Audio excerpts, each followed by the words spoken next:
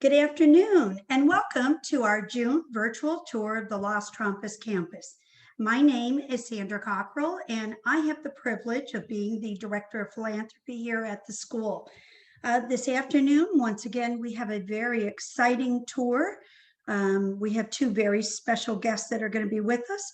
And you'll notice that our tour will be a little bit different this afternoon, as in the last few weeks, we've had some significant changes and many special features that have actually been installed that we're very proud to point out and to show to everyone.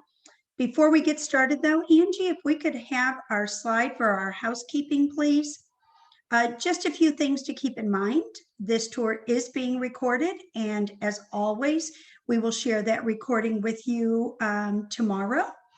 Also this afternoon, there will be a Q&A at the end of our tour, as we always do.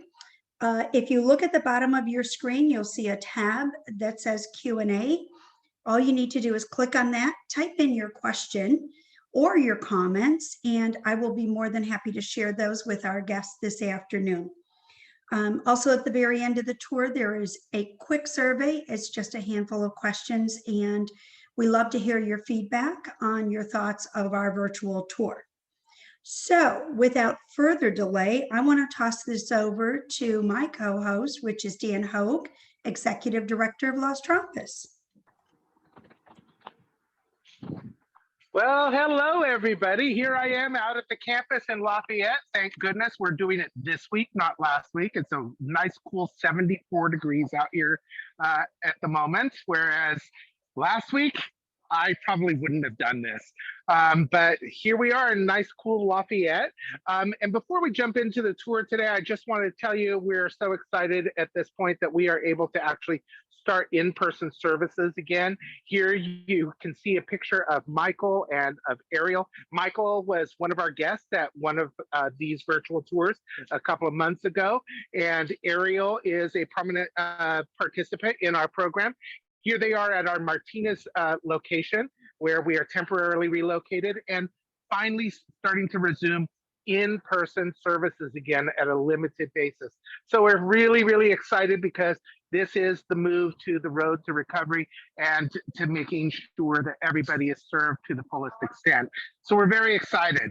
So on the next slide, if we can have the next slide, here we have a picture, and I'm sure you've seen it if you've been on our other tours, of our circular driveway.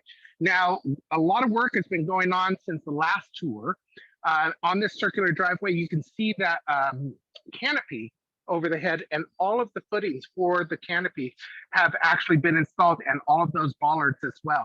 So they're starting that work. Actually, they started the work, and hopefully soon we're going to see that canopy start going up, and it'll be much needed for the people that we serve to protect them from the elements as they arrive to program. On our next slide, you can see some of that from the front of the building. You can see actually some of the siding finally going up on the front of the building. If you look behind me right now, you can see all that siding. And at the last tour, you probably couldn't see it all that well because there was a ton of scaffolding going on up here. But now you see the clean lines of the building and how beautiful it is and how well it rests against the beautiful landscape that we have here. And on our next slide, here's an aerial view of all of the utility trenches that all of our electrical, gas lines and so forth are going in. And a lot of those trenches have actually, the work has been completed and they're being filled in as we speak. Our next slide, you can see that it's actually identified as to where each of those are going to go. If you're sort of a nerd to this type of stuff, this is a very interesting slide. I got it and I was like, oh, yay, there's where our water comes from. There's where PG&E comes from. So sort of exciting for people like me. And on our next slide, here is a wonderful shot showing some of those utilities actually going in. And if you've noticed, I'm sort of speeding through these a little bit because we have a very special guest. We have very special guests today that we're going to actually continue the tour with. soon. So next slide, please. Here is a aerial view of the entire campus. You can actually see on the admin building that we are starting to do some work there. And if you look behind me, we're actually doing some work here to do some improvements on the existing building that is here. And now you can see that the roof is getting ready to be replaced on that particular building. And we have to just thank all of our wonderful neighbors around the area and for putting up with us throughout all of this. So we're super excited that we're getting past some of this heavy duty work and are going to be a great asset to the community. So at this time, to continue this tour, I want to introduce two wonderful people, Renee Chou and Tom Chastain of Studio Urbis. They are the principal architects for the firm, and I would love to see you on camera. I cannot see you yet. Tom, Renee, are you there? I think we're here. Oh, there you are. Yay. And I have to say, you know, I haven't seen Renee in quite a while because Renee has been very, very busy. Renee, tell us a little bit about what you've been up to. And then Tom, you can tell us what you've been up to. I've been keeping an eye on you, Dan. Oh, from a very far, but you have a really big role. I mean, you are not just any old architect. I mean, come on, what is it that you do outside of projects like this? What I'm not thinking about Les Trumpas. I am chair of the Department of Architecture at UC Berkeley. So I'm trying, like just like Les Trumpas, to get our students off campus to learn remotely. And now we're trying to think about how to bring them back onto campus. Oh, so we're one step ahead of you. We're already starting to do the on campus. And it's also interesting because Tom, we had you full time for a long time. And then at the beginning of this semester at Berkeley, we sort of lost you a little bit.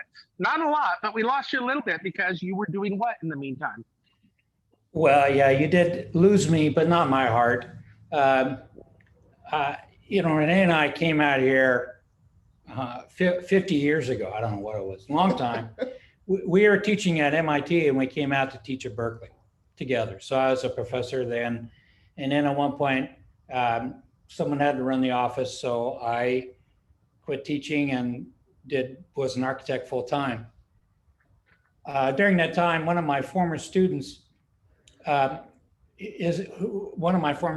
that time is now the dean. So he asked me to come back to teach. So since I kind of got him into it, I had to say yes.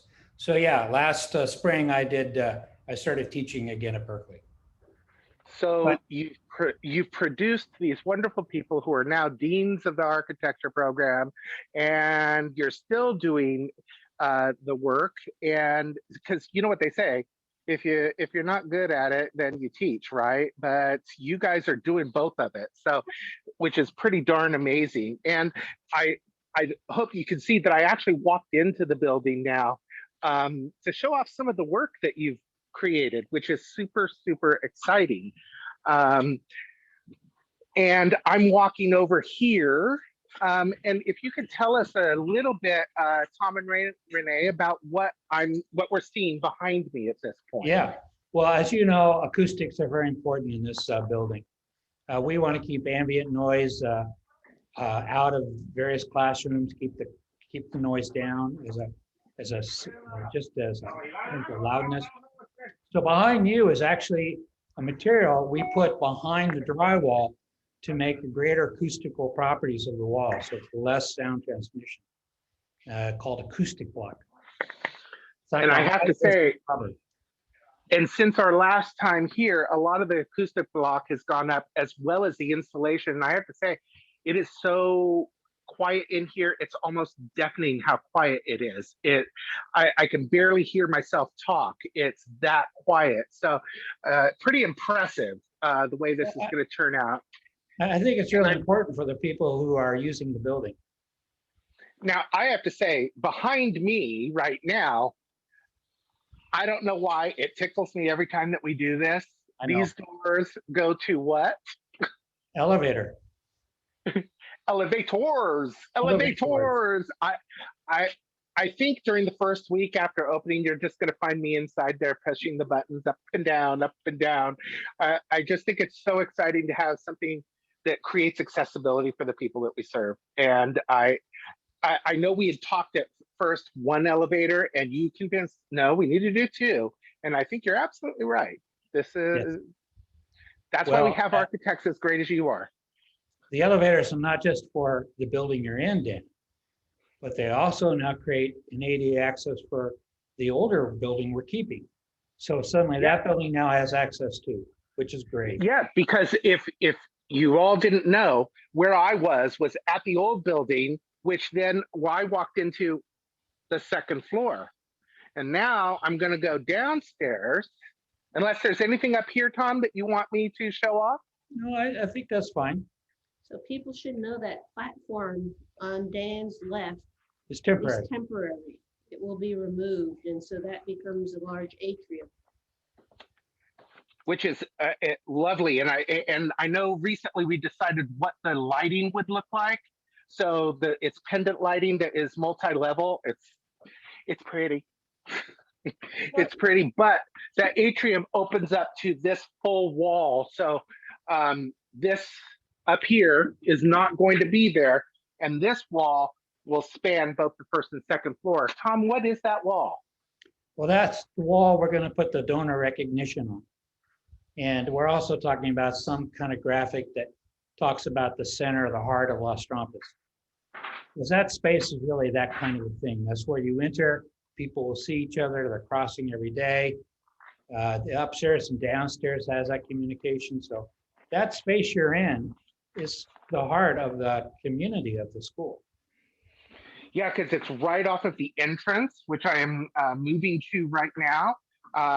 And it really is in the center of the building on the length span. And as you can see behind me, you see some light, and I've turned very dark. And where we are going, if you recall earlier, we talked about the footings being put in for the canopy. We have a canopy that's going out on the outside front of this building. And this is the front of the building. And then a canopy that stretches along that side over there. Is there anything we should know about this, Tom? Well, no, other than the fact that we want a place for people to come in and out that's protected, covered. But also, those canopies lead to that hall. By the way, the concrete, I think, is being poured in a couple days. But the canopy leads to that little entry hall. The entry hall, well, it's something that came about from our observation of the school when we first came out. Las Trampas was in these various former buildings of the older part of the school, and you could see that the clients were a great community. They'd come, they see each other, they greet each other. It was a very positive environment, people coming and going, but there wasn't any room for it. There wasn't a space for that. So they'd have to get off and be hustled off to wherever they're going. Now, when they enter that hall, the reception is behind you, Dan. And they have dimension to actually be in that place and be organized and see each other and interact. I think that's really important. And that's what that place is about. It's a place to arrive, to gather yourself. The elevators are at the one end, but also then you have all this light coming in from all the landscape areas. But Tom, I have to correct you. We did have a space. It was 4 foot by 4 foot. All right. You know, and the door wasn't quite ADA compliant, and it got in the way. But we did have a space. Yes, you did. And you were very adamant about this space. Both you and Renee were very adamant about a welcoming center. And on this side where I'm at, where the elevators, the first floor elevators are, you can see behind me, on the opposite side is part of our gallery that we will have participant artwork on. Yes. And it will stretch into the reception area over here. We will also have a screen monitor on this wall here. And I think we're talking about some kind of electronic signage that tells you how to navigate the building, and our reception area over here. It's really starting to come to shape. It's coming together. Like 4 years ago, I was a little concerned, but wow, we're doing this. And then Tom, you talked about how this. Yeah, There I was at the front door. yeah. I'm sorry, I'm spinning around very fast. But this connection that goes straight from the front door all the way out to the back side of the building. Yeah, is you know, we always phenomenal. felt the biggest asset of the place was the site. The site is so beautiful, the landscape, and when we get it all organized, the program will have areas in the landscaping. And so we wanted always to feel that connection. You're in a building, but you're not contained by it. You can look out, you can see where to go. You have this connection to the both sides of the building and the landscaping. And the side you're in, Dan, that's kind of the quiet program landscape. So that'll be more connected to the classrooms on the ground. And we see small groups. Whereas, And this side over here, as I recall, was maybe 1/3 this width before. yeah, it was much smaller. So we've really maximized the site space. Oh yes, very much. Yeah. Well, not we, you did with your design. Well, And I know Renee was working on this project from the very beginning as well. And we've gone through several different designs. yes, Is that we have. right? And Renee, what was it like working with the neighborhood on that? They are lovely. You have such fabulous neighbors around you. Yeah, it was really lovely to get the feedback and so forth, which then turned into this building, which I think the initial one was great.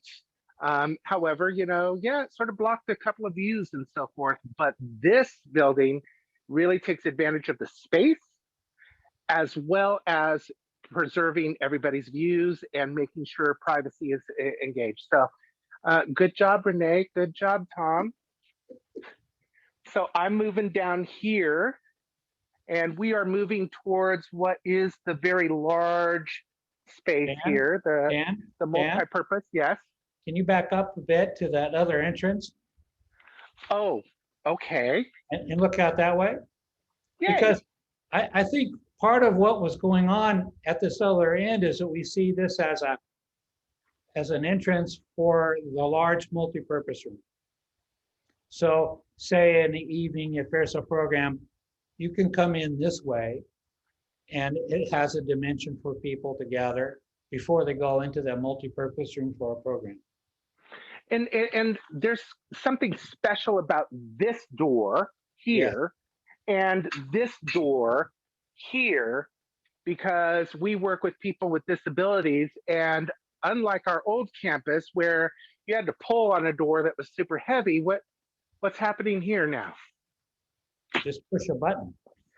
Push a button and open the big double doors. Yay! And walk or roll right on in.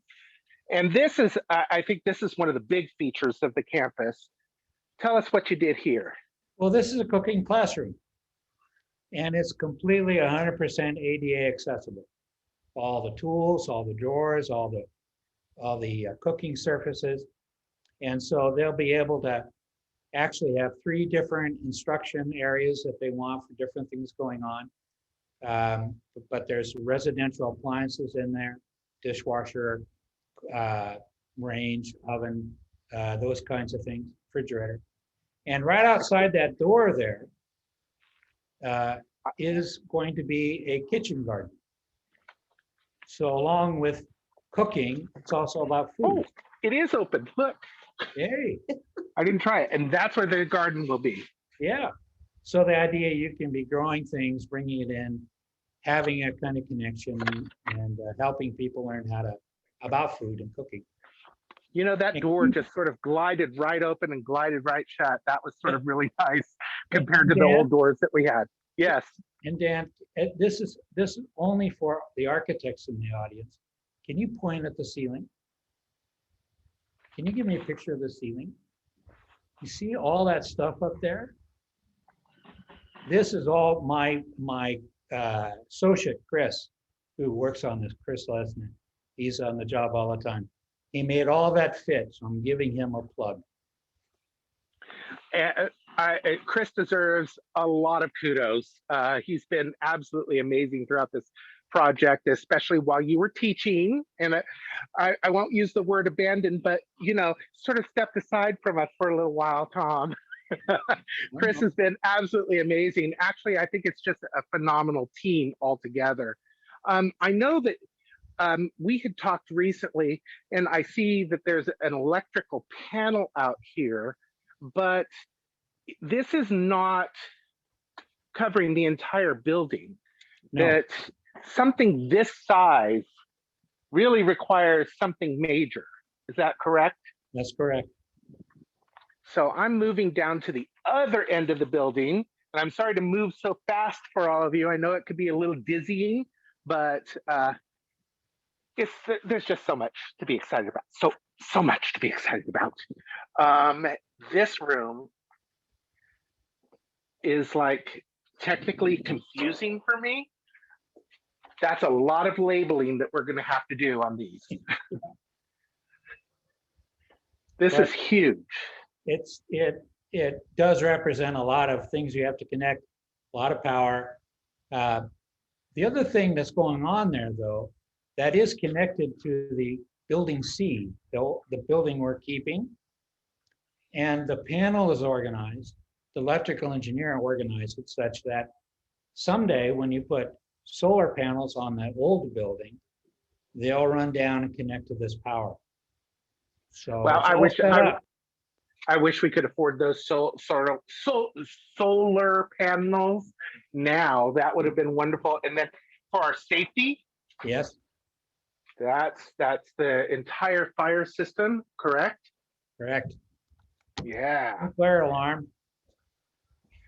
So a lot going on here. Is there anything else that Tom, Renee, that you would like to talk about this project before we move on to a couple of other things? Well, it's just nice to see it getting ready for drywall. That's the next step. It's kind of, I was just out there this morning, actually, looking at a couple of things with the contractor. And all these things have to kind of be buttoned up and made perfect before the drywall starts. But that's going to happen real soon. And then it'll be a whole different building. And you do spend a lot of time. I know you're home right now. You spend a lot of time out here. And Renee and I were just talking about the fact that Renee's very busy at Berkeley, but she does get to sneak over here and take a look at all of her handiwork. So amazing. Living close by. Yeah, and isn't that wonderful that we really have a team that is Lafayette or La Miranda centric. And I can't thank the two of you enough, because I know you came on and did this whole pro bono thing for us in the beginning, just to give us a quick little design so we could apply for a grant on this, and sort of roped you in, didn't we? Yep, right. So. Well, I want to thank you for your time today. I hope you can stick around for a Q&A Sure. in a few minutes. But at this point, I'd sort of like to talk about where we stand on this project in regards to funding it. So, Angie, if you could show us that slide, please. There we go. We're almost there. Hey guys, when we started this, it was a huge sum of money. It was for this $12.9 million project. We were looking at, when we first started these tours, we were still looking at 1.6 million that we needed to raise. And in that time, and it's been about a year, we've been able to narrow that down to, and it says 386 there. We just got another huge $25,000 donation from somebody who's already given to the project. This person really believes in the project, and we can't thank them enough. And we can't thank everybody who has donated to this. I mean, it's just huge. And we are so close to meeting the goal. So we really hope that you will join us on this project. If you would like to talk about a donation, and again, no donation is too small. You can reach out to Sandra Cockrell, our Director of Philanthropy. She was on earlier, and her email is there, scockrell@lostrumpets.org, or also get a hold of me, dhogue, DHOGUE, @losttrumpets.org. And on our next slide, do we have another slide? There it is. I always end up with this. This is what we're working towards, guys. And underneath that canopy there is actually an opportunity for everybody. Underneath that canopy, we have reserved about, I think around 200, bricks that you can put your name on for $1,000 for an 8x8 or $3,000 for a 16x16 brick, and get your name on this as supporting this project. So again, you can reach out to Sandra or myself on that. And at this time, I would like to open this up to questions. Sandra, do we have any questions? We do, Dan. Boy, I'll tell you, what an amazing tour. So much changes all the time. And that was terrific. So thank you, And Renee and so- Tom and Dan. And so much in such a short period of time. I hope we didn't go over. No, we're great. We're great on time. I will say, one of the first questions I have is somebody wanted to know, when you refer to ADA compliant, what exactly does that mean? So ADA compliant, and I'm sorry for the jargon there. ADA compliant means Americans with Disabilities Act. That was enacted in 1990, that says that all buildings should be accessible to those with disabilities. And I will say, and I think Tom and Renee, you can actually help me out here. We've sort of gone above and beyond the needs of, or the outlines of ADA, the Americans with Disabilities Act, by including things that are very specific to the people that we serve. Yes, I think that was something that we got to very early in the project in our thinking. We started by doing the typical things with American Disabilities Act. They have diagrams and dimensions and minimal things to do. And it dawned on us really quick, this is no way to approach the problem. That we needed not to make it minimal, not to make it accommodating, we need to make it welcoming. So that's the attitude about the building. It's a welcoming place. Lighting and sound and dimensions and all those things are part of the accessibility. And so, yeah, we've kind of gone beyond and really tried to make it a place where people arrive and they feel they're at home. Yeah, and part of that is looking at the acoustics, as you talked about. We're working with people with autism. The ADA does not say anything about accommodating the sensory needs of people with autism. However, we are accommodating them by reducing the noise to reduce distraction. And we're also accommodating the people that we serve by creating a nice flow of spaces for people, using transition spaces. And I'm trying to think of all the other things that we've added in here, because it's been so many. Or special lighting, Dan? Yes, special lighting. Thank you so much, Tom. Dan, Renee, talk about that. Dan, up in the ceiling, right behind you there, is a heating and cooling unit. And it's kind of interesting. This is not typical. Oh. We're actually pumping refrigerant fluid around the building. It goes into that unit, and that unit will either produce hot or cold air as required. What this allows, besides keeping the noise down, it allows classrooms right next to each other to be tempered in different ways, which is also part of the requirement. And you were very specific about this, in keeping the noise down and reducing that buzz that can be so irritating to people with autism. See, we got a team here. We got a good team. Well, what it turns out is, well, we're making the building better for people with disabilities. Right, we're making it better for everybody. Absolutely. Truly. Absolutely. And I will also say that, not only that, but I forgot what I was going to say. So skip it. Next question, please. So our next question, and this is always a big question each tour, is when do we anticipate the building being done? I know we've been moving along at a pretty steady pace, but what does the end date look like, I guess, is the question. Well, things have been sort of crazy in regards to this climate that we're in. And I'm not talking about the temperature, with prices going up on materials and so forth. That ends up causing some delays on getting materials. So Tom, you want to be the bearer of this news?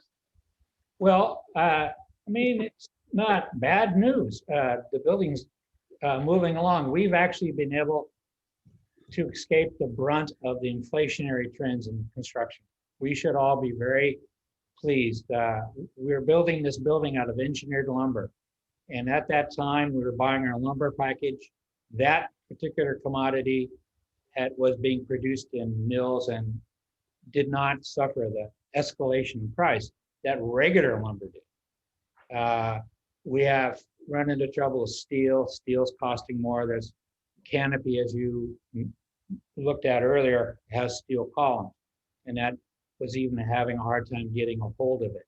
So a couple of those items are enough to kind of slow the project down, but we've been working hard to try to make sure that we're not overtaken by the inflationary storm out there. But I think Tom, there was that other thing too. COVID. Oh yeah. How quickly we forget.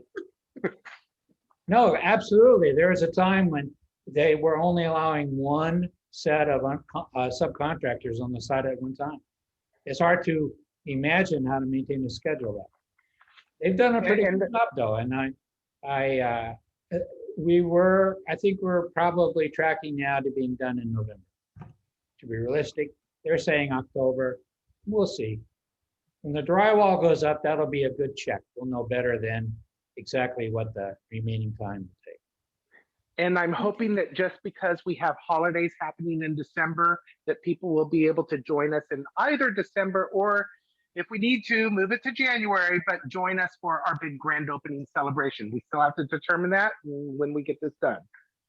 Yes, yes, we will have an amazing grand opening once our building is done, Dan. I think one last question we have time for very quickly, Dan. People want to know what it's like and how everyone feels about being back in person again. You know, as we announced in the beginning, we have limited access to in-person, but they were interested in hearing a little bit more about that. Well, okay, let me hold it all back. You had to ask that question, and I will do my best.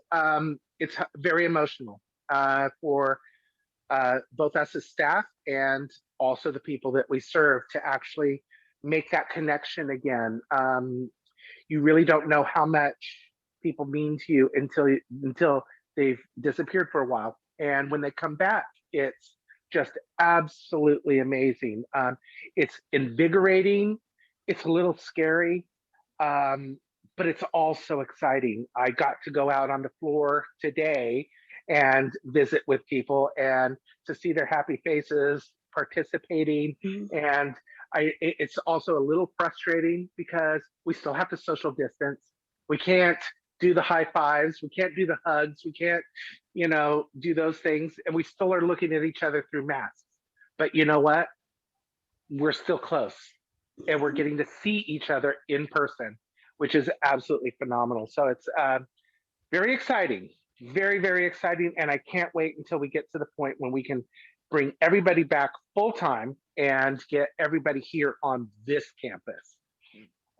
So lots of big transitions this year, going from everything virtual to having in person to eventually moving into our amazing building. So it's certainly a huge year for Las Trampas, but more importantly, it's a very big year for the individuals that we serve. Now, if I could say something else real quick, I get to see Tom in person every now and then. Renee, we need to see each other in person. I miss you. I miss you. You got a deal. Absolutely. We need to see a lot of people on campus, and we need to do that very soon, Dan, for certain. Well, I want to say thank you to Renee and Tom. As always, I know your passion for Las Trampas, your dedication, it's always there. We thank you for that. that is very special, and that means a lot to us. Dan, a great tour. I know we ran you from one end of the building to the other, but I felt like it was so exciting to show everybody these big changes. And we want Top to to thank bottom, left to right, left to right, left to right, top to bottom, left to right. Yes. There you go. And we want to thank, of course, all of our guests that have joined us today. As I mentioned, we will be sending our recording out. We hope you've enjoyed our tour, and we'll look forward to seeing you next month. So thanks, everyone. Have a great afternoon. Thank you. Thank you.